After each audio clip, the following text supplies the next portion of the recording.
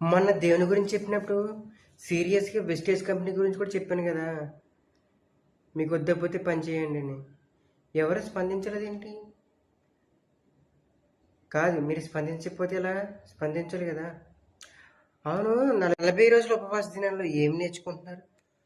నాకు ఒక విచిత్రం తెలిసిందండి. ఒక చర్చిలో పెట్టేవారండి. ఆ చర్చిలో ఈ చర్చిలో వస్తున్నారని ఎప్పుడు పెట్టిన చర్చిలో కూడా పెట్టేయాలి. కానీ పెట్టారు. కానీ నేను ఒక క్వశ్చన్ వేస్తాను, ఎంతమంది ఆన్సర్ చెప్తారు? మొదట మీకు బైబిల్ తెలుసు కదా. మొదట మోసపోయింది ఎవరండి? అపవాది చేతిలో మోసపోయింది ఎవరు?